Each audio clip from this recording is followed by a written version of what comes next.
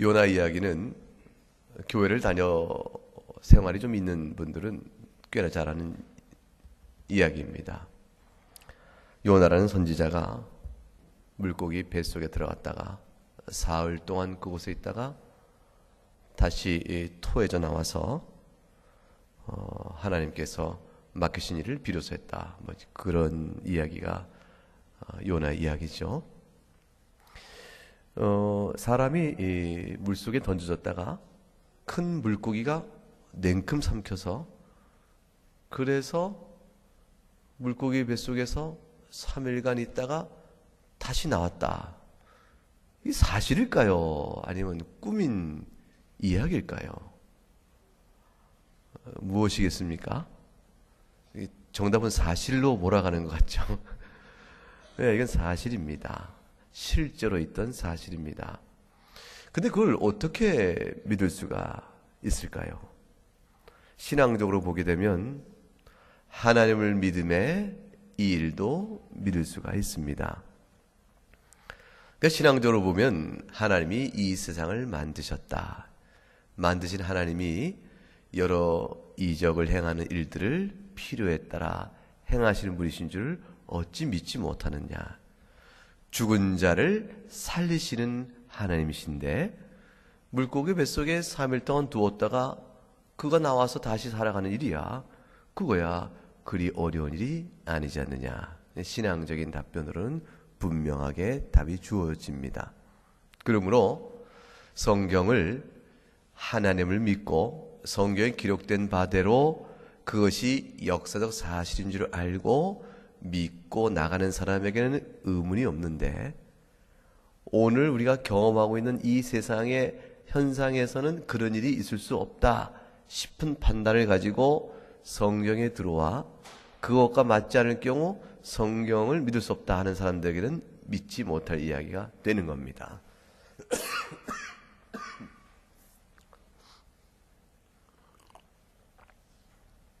그러면 결국 초점은 뭐냐면 성경에 담겨있는 숱한 내용대로 세상이 되어진다고 믿는 것이냐, 성경과 관계없이 세상에서 경험한 일대로 성경은 고쳐서 읽어야 될 것이냐, 그 선택길이 있죠.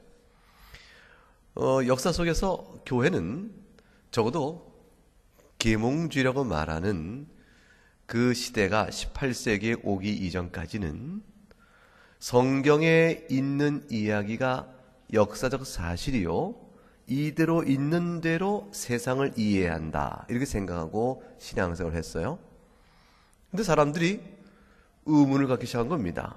그래서 사람들이 자신의 경험 안에서 있는 일이 아니면 성경 얘기를 고쳐서 읽어야 한다 생각해서 홍해가 갈라진 사건 없다 이렇게 말하고, 물 위로 예수님 물 위에서 걸어가신 사건 베드로야 걸어와라 한 거 없다, 죽은 자의 부활도 없다, 그렇게 생각하는 사람들이 등장한 겁니다.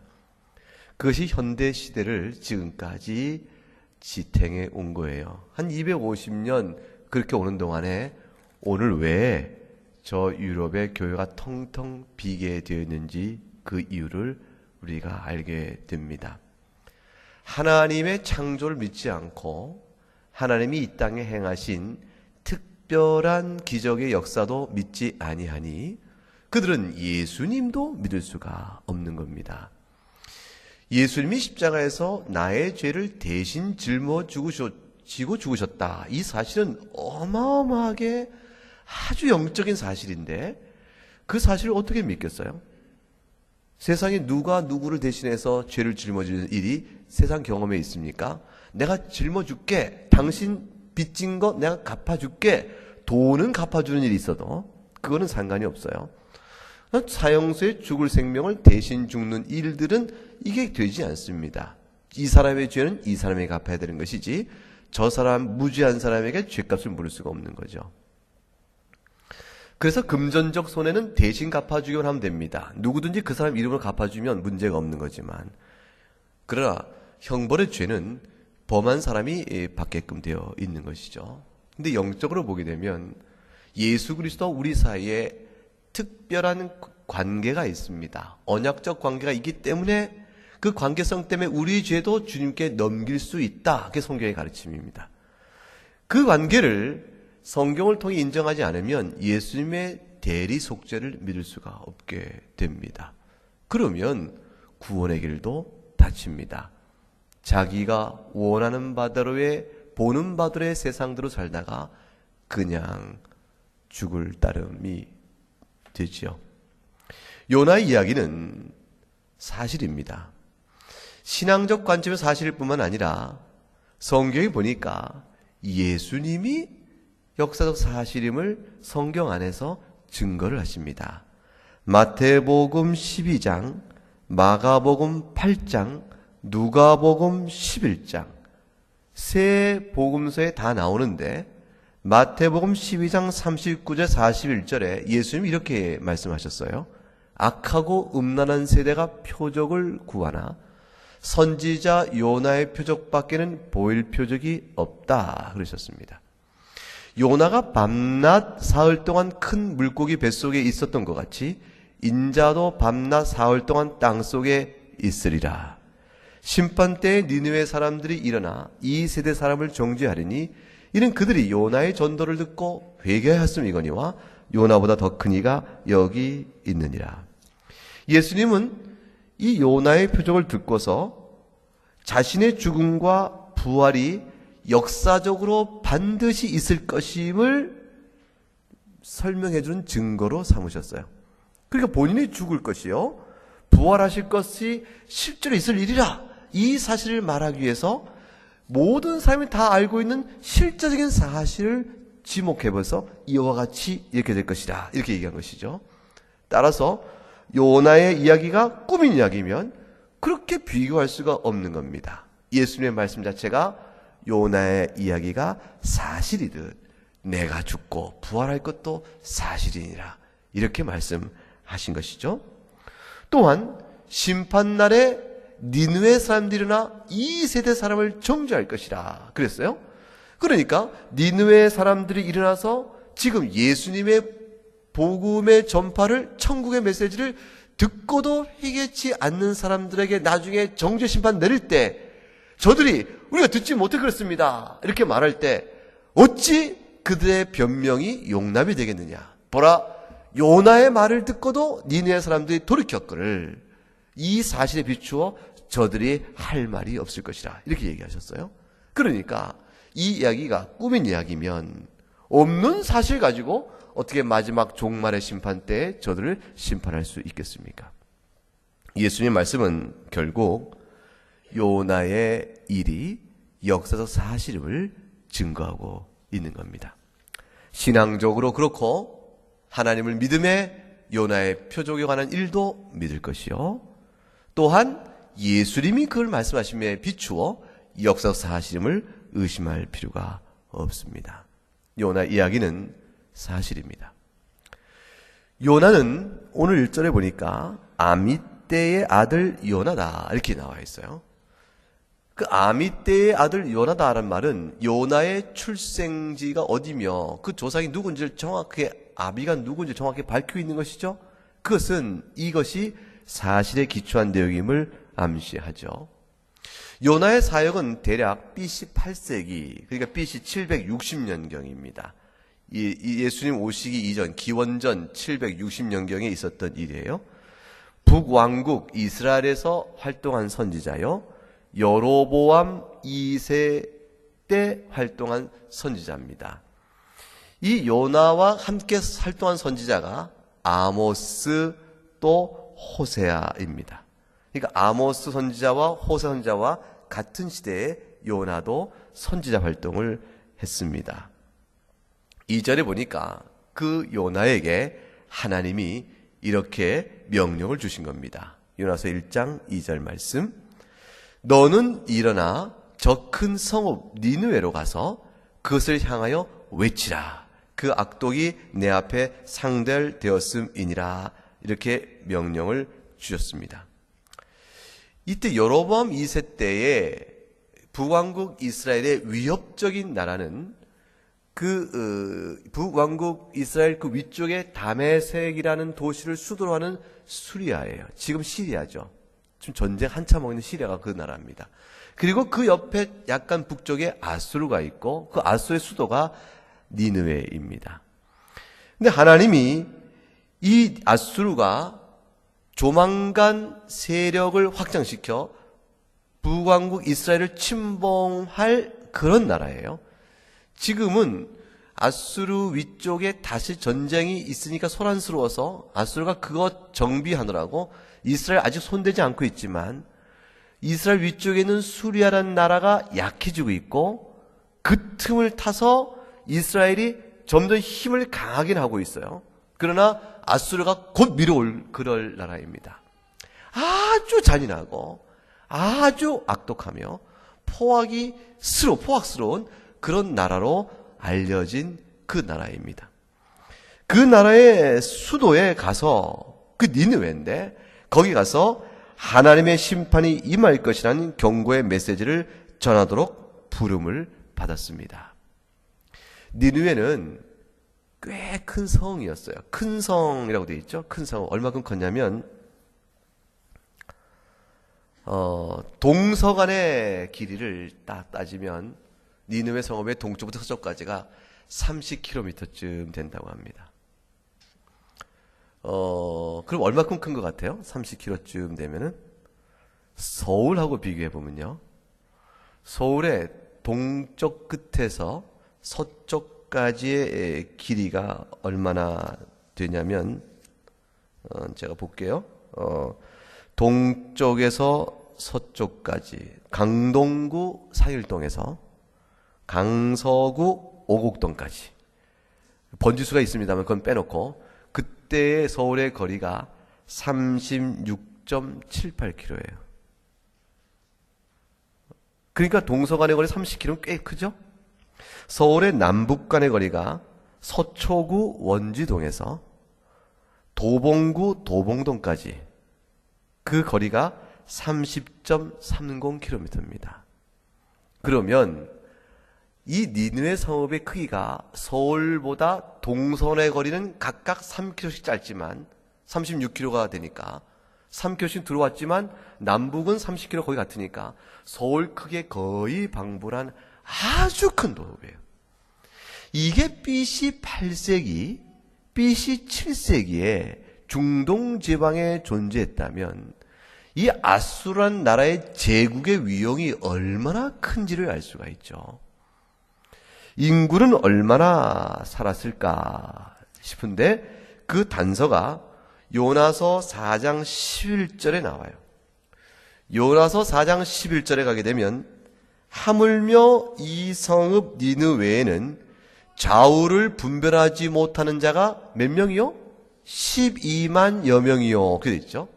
좌우를 분별하지 못하는 자가 어린아이를 가리키는 말이요. 그것이 나이가 6세 혹은 7세 미만의 아이를 가리키는 거라고 성경학자들이 말한 대로 따르면 그러면 7세 미만의 아이들이 12만여 명이라는 얘기인데 고대 이때 인구 수명과 연령 분포도를 연구해 보게 되면 7세 미만의 아이들이 전체 인구의 약 5분의 1이 됩니다. 그러니까 12만 곱하기 5에서 얼마가 나오죠? 60만이 나옵니다. 60만에 가까운 인구가 서울 크기의 방불한 땅에 퍼져 살았습니다. 그곳은 서울처럼 울퉁불퉁 산이 없어요. 서울처럼 큰 강이 있질 않아요. 주변에 흐르는 유브라스 티그리스 강 이렇게 큰 강이 있지만 그 강 안에 넓은 평지에 그 나라 땅이 펼쳐져 있으면서 도시가 건설되어 있는 겁니다. 그러니까 굉장히 큰 도시죠. 그러니까 제국의 힘이 대단하죠. 아주 힘이 모아있고 엄청난 큰 나라에 저 가나안 땅에 한 주먹만한 나라가 거기서 있는 선지자가 지금 하나님의 명령을 받고 보라 내가 믿는 하나님이 당신들에게 말하기를 심판이 임하였으니 멸망이 있을 것이라고 말씀한다. 이 메시지를 좀 받고 전하여 가야 하는 것입니다. 하나님께서 요나를 그렇게 전하라고 명령하신 까닭이 뭐라고 되어 있냐면 오늘 2절 말씀에 그 악독이 내 앞에 상달이 되었기 때문이라 말씀하셨어요. 이 참 중요한 얘기죠. 하나님께서는 보편 역사를 다 보고 계신 거예요. 그러니까 예수님 당시에 이스라엘을 하나님이 구원 역사를 일으켜서 쭉 보고 계실 그때에 우리나라도 하나님은 보고 계신 거예요. 그러니까 BC 8세기 그때에 이 중동을 보고 계시던 가나안 땅의 북왕국 이스라엘과 남쪽 유다를 보고 있던 하나님의 언약 백성을 보고 있던 하나님은 애굽도 보고 있었고 아수르도 보고 있었고 중국도 보고 계신 거예요. 하나님은 온 세상을 자기의 통치 역사 안에서 다 보고 계신 거예요.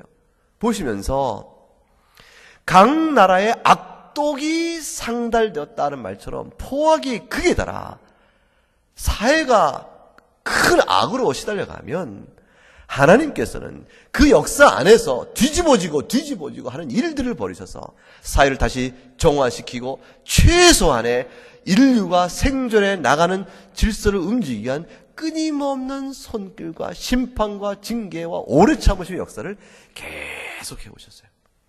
그 하나하나를 다루신 역사의 의미는 우리가 다 일일이 알 것이 아니어서 성경에 기록되어 있지 않지만 니느웨라는 이 아수르한 나라의 언약 백성도 아니요, 그러나 이스라엘과 훗날 상관될 자이기 때문에 하나님이 직접 성경에 기록되어 있게 되는데 저들이 악독에 상달되었으니 심판이 있을 것을 명하라 말씀합니다.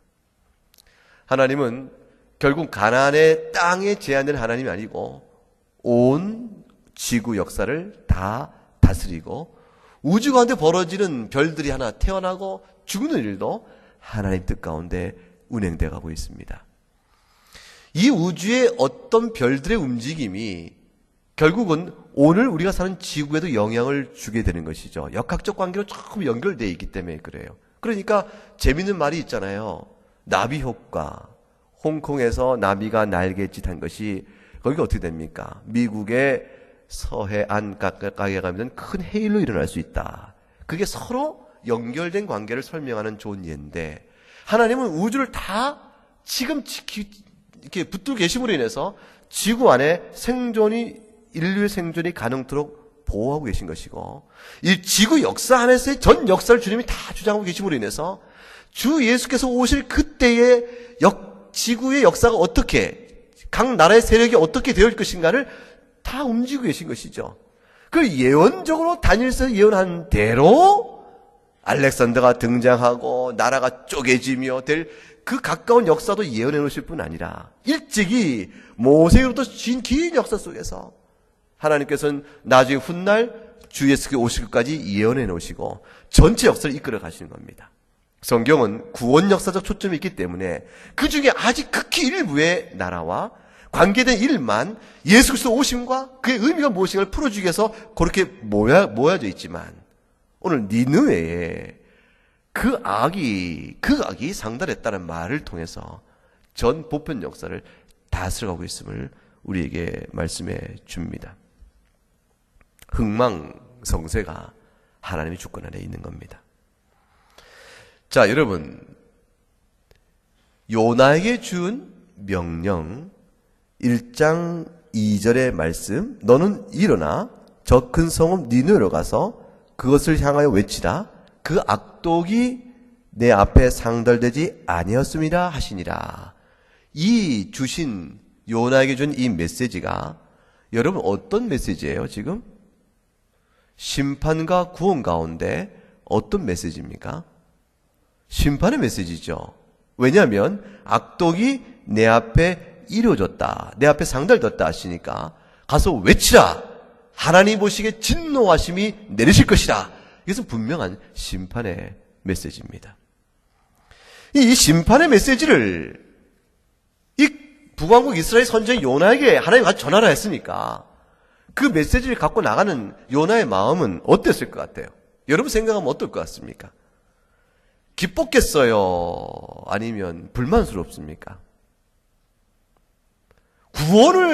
하나님 구원하신다 그랬다면 어떻습니까? 하나님 니느웨를 왜 구원하십니까? 저놈은 우리를 침공할 원수국가요, 적국인데 하나님 어찌하여 저 나라에 저렇게 구원의 손길을 전환하십니까? 다 회개하라. 그럼 천국에 갖고 왔느라. 그래서 예수 그리스도 믿으면 구원이 있다. 이 복음을 전하는 거, 그걸 구원하라고 말씀하시면 어떻게 됩니까? 할 수 있는데 지금 요나에게 준 메시지는 향하여 외치라. 악독이 내 앞에 상달되었다. 이건 심판의 메시지를 전하는 거예요. 심판의 메시지를 전하라고 했는데 요나의 반응이 뜻밖입니다. 3절에 이렇게 돼 있죠. 1장 3절. 그러나 요나가 여호와의 얼굴을 피하려고 일어나 다시스로 도망하려 하여 욥바로 내려갔더니 마침 다시스로 가는 배를 만난지라. 여호와의 얼굴을 피하여 그들과 함께 다시스로 가려고 뱃삭을 주고 배에 올랐더라. 구원의 메시지를 전하는 것이 아니고 심판의 메시지를 전하려고 하셨어요. 그래서 요나가 어쩐 일인지 심판의 메시지를 전하는 주님의 명령에 불순종하기로 작정합니다. 주님이 일어나 전하라 했는데 요나가 일어났습니다. 요나가 여호와의 얼굴을 피하려고 일어났습니다. 일어났다는 것은 뭐예요? 행동을 하기 위한 결단이죠. 요나가 드디어 결단하고 선택을 합니다.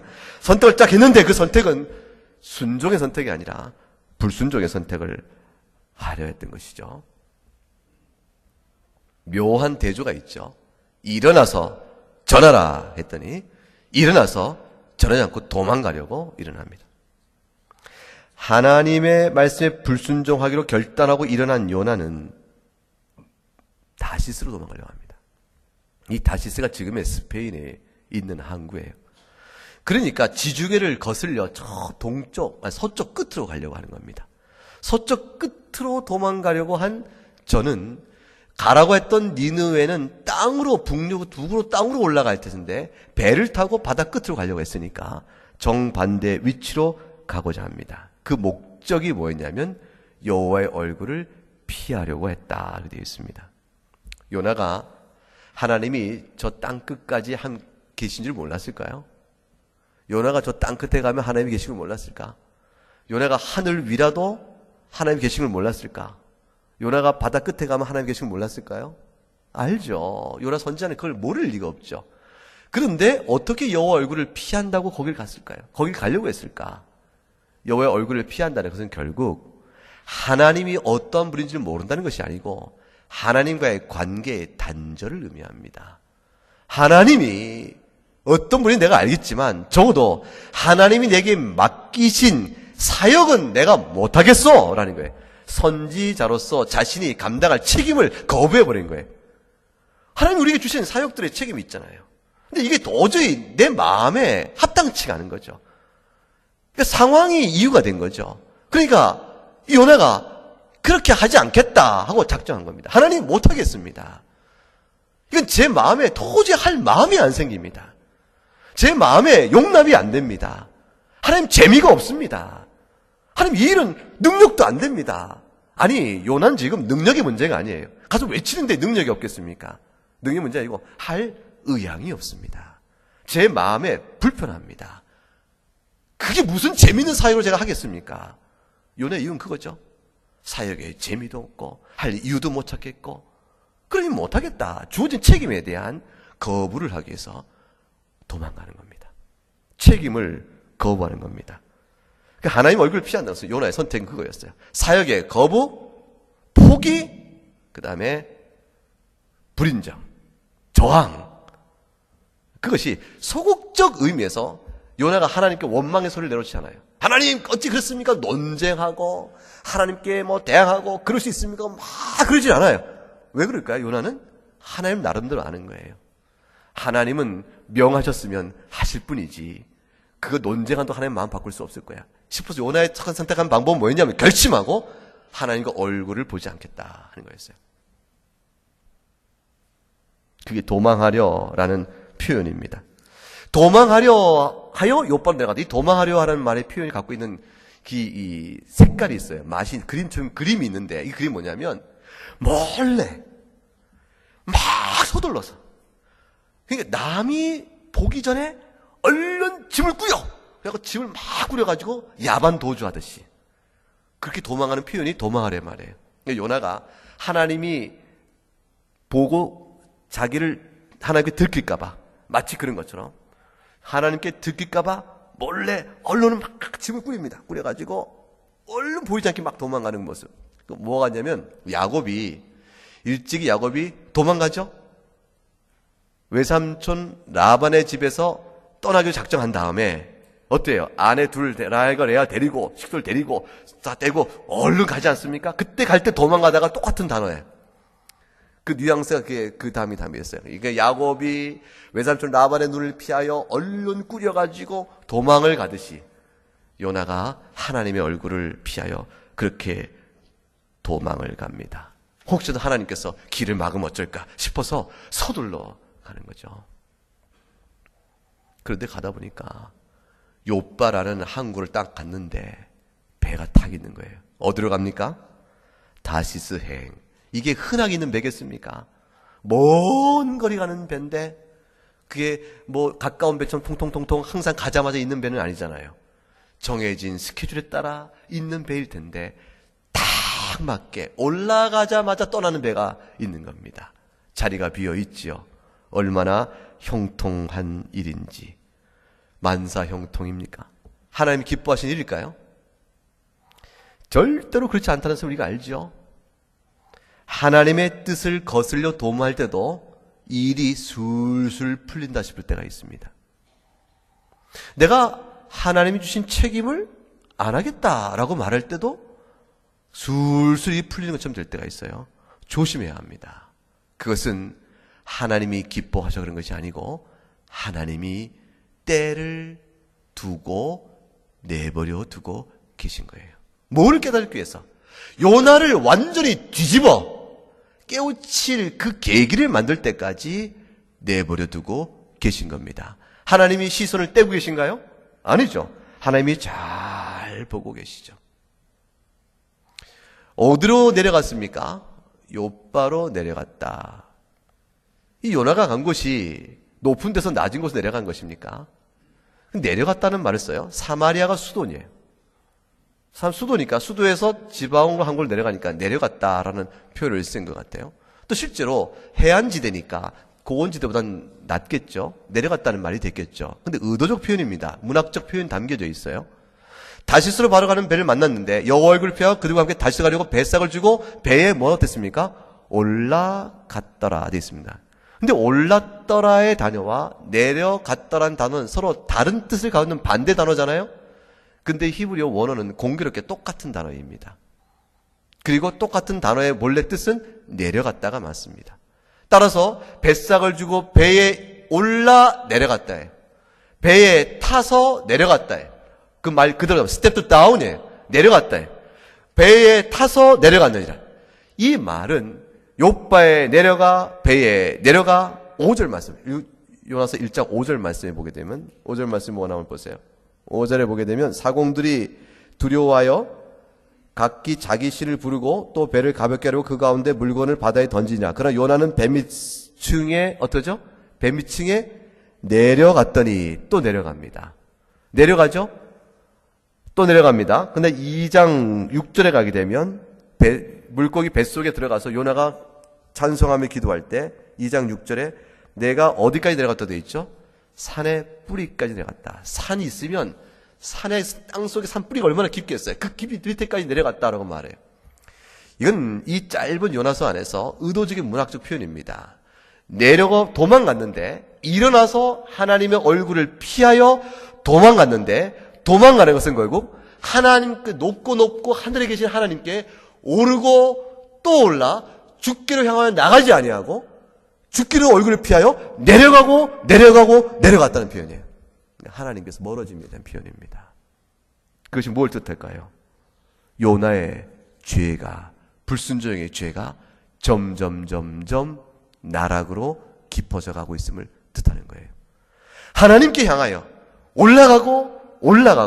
올라가야 될 믿음의 사람의 행위가, 그 사역자의 행위가 내려가고 나중에 마침내 산뿌리까지 내려가듯이 물고기 뱃속에 죽음에까지 내려가는 상황을 그려놓고 있습니다. 하나님이 그대로 내려가게 두고 계세요. 여호와의 얼굴을 피하려고 맡기신 일을 못하겠다 라고 피하고 내려갈 때 그대로 내려가게 하십니다. 근데 보세요. 3절 하반절에 여울을 피할 그들과 함께 다시를 가려고 그 다음에 배에 올랐는데 공짜로 탔습니까? 돈을 줬습니까? 배싹을 줬죠. 자, 여러분, 미국까지 가는 비행기 값이 싸겠어요? 아니죠. 그러면 지중해 건너편에 저 스페인까지 가는 배싹이 싸겠습니까? 비싼 거 아니겠어요? 배싹을 줬다는 말 속에 담기는 말은 아주 의도적이며 고의적인 불순종의 모습이 그냥 그려져 있는 거예요. 배싹을 마련해서, 선지자가 돈이 얼마나 있겠어요? 그걸 마련해서 그걸 딱 주고 갈 만큼 서둘러 돈 마련하여 아주 강한 의도의 불순종 의도를 드러내고 있죠.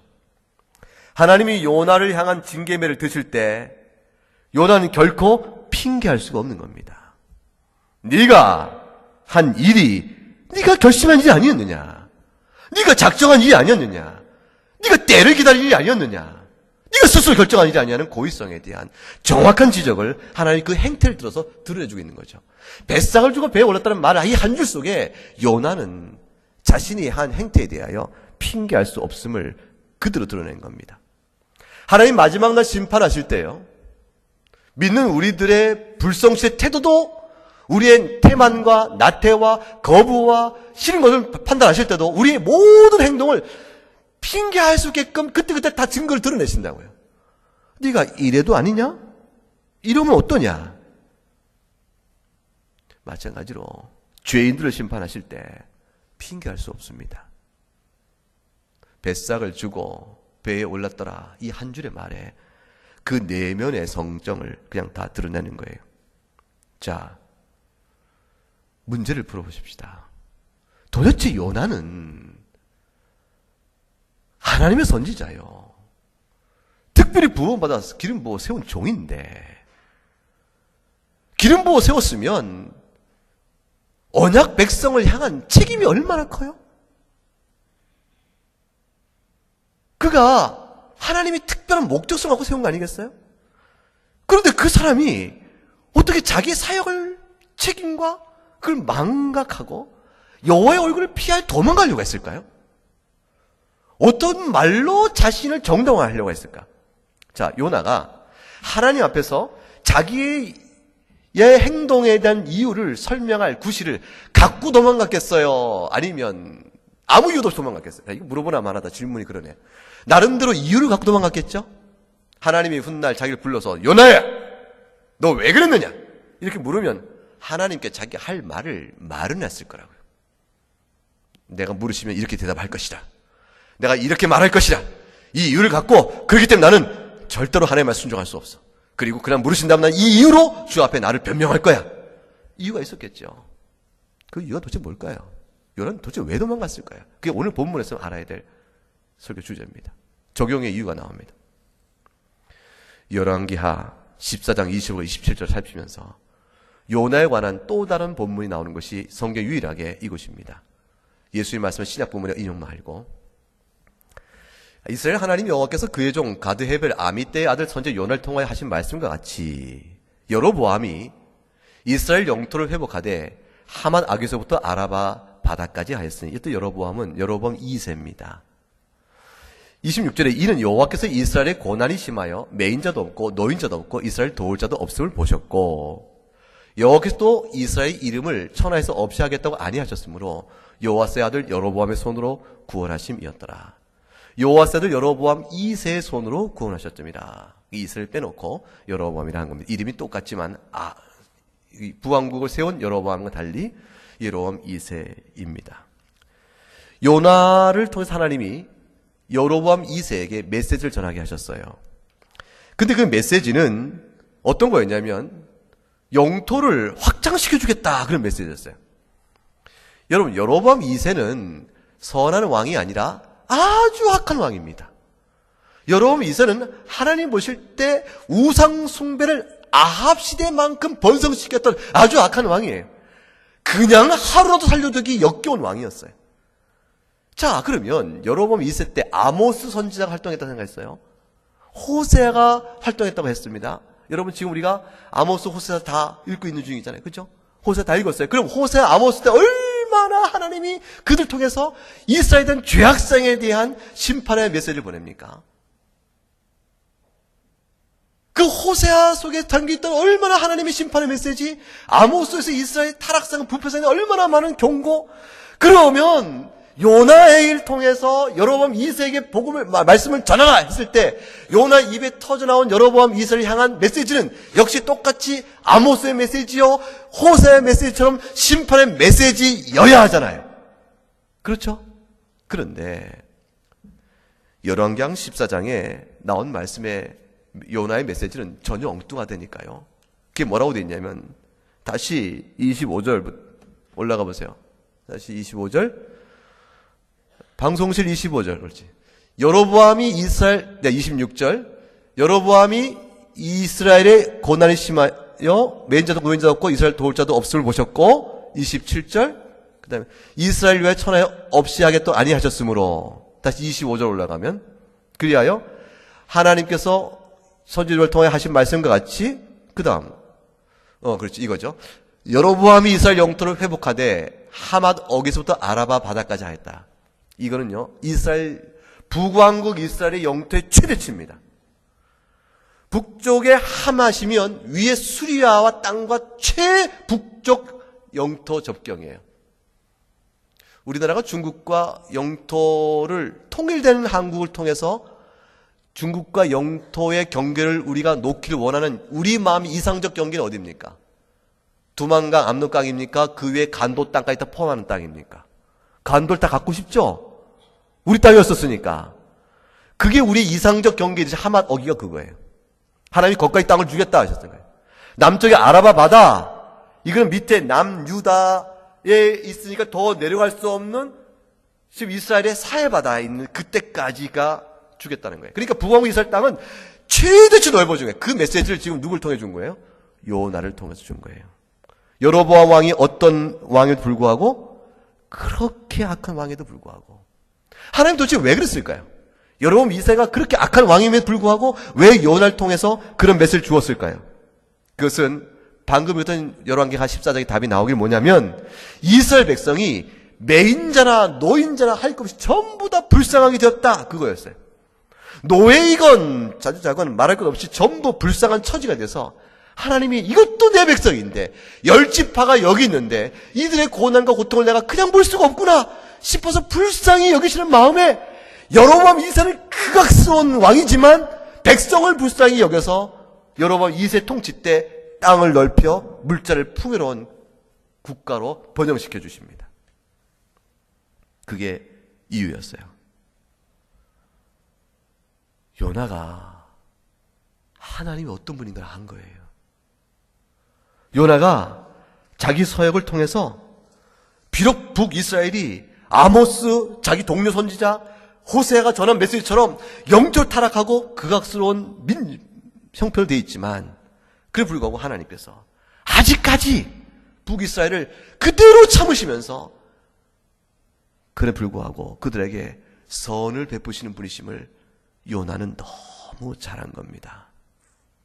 언약에 근거한 하나님의 신실하심과 긍휼을 보게 된 거예요. 그래서 악한 왕이지만 여로보암 2세의 손을 통해서라도 그를 통해서라도 불쌍한 이스라엘 백성들을 구원하시는 하나님의 선한 손길을 보았으니 요나가 이 하나님을 직접 경험한 후에 니느웨에 가서 그들의 악독이 하늘에 이르렀으니 심판을 전하라 했을 때 요나는 그것이 멸망의 메시지가 아니요 그걸 통하여 하나님이 니느웨를 붙잡아 주려는 의도가 있다는 사실을 간파한 겁니다. 요나는 그걸 본 거예요. 이것은 니느웨를 멸망시킬 메시지가 아니고 하나님이 저들이 혹시라도 회개하면 그 회개를 이유로 삼아서 니느웨를 붙잡아 두실 생각이시구나. 하나님 마음을 요나가 읽어버린 겁니다. 그 순간에 니느웨가 하나님에게 동의할 수가 없었던 거예요. 하나님, 그런 마음이죠. 저로 하여금 악독이 하늘에 닿았으니 심판이 있을 것이라 말을 저는 하지만 말은 그렇게 전하더라도 하나님 속뜻은 그렇게 해서 하나라도 회개하면 니느웨를 살려두려고 하신 것이죠. 하나님, 제가 하나님 마음을 압니다. 절대로 하나님 마음 압니다. 제가 못합니다. 어떻게 니느웨를 살려둘 수가 있습니까? 전 못합니다. 요나가 하나님의 마음을 훑어본 거예요. 그리고 하나님께 동의 못한다고 거부한 겁니다.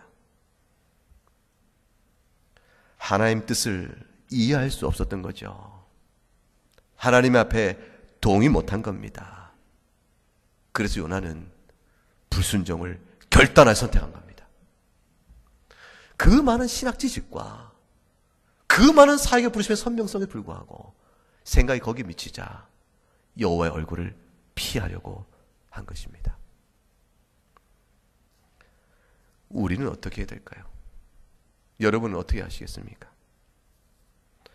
여러분이 이해하는 상황이, 여러분이 놓여있는 형편이, 여러분의 마음에 든 감정이 여러분에게 맡겨진 일을 더 이상 하고 싶지 않다, 할 수가 없다, 내가 못한다 하더라도 하나님은 이해하실 거야. 아니, 하나님이 왜 그러냐 물으실 때 나는 할 말이 있어. 하나님 이렇게 하는데 나는 못하겠습니다 라고 말할 이유가 있어 라고 여러분이 말할 이유를 찾아내서 그걸 들고 하나님과 논쟁을 하시거나 훗날 대답할 준비가 되어 있다 싶어서 요나처럼 여호와 얼굴을 피하시겠습니까? 여호와 얼굴을 피한다는 말은 맡기신 선지자 책임을 그만두겠냐 뜻이니까, 맡기신 신자요, 사역자요, 각각의 의무와 도리와 책임이 주어진 바가 있는데 하나님 주신 것들이잖아요. 그것들을 안 하겠다라고 말할 수 있느냐예요. 그렇게 해오는 일들이 참 많죠.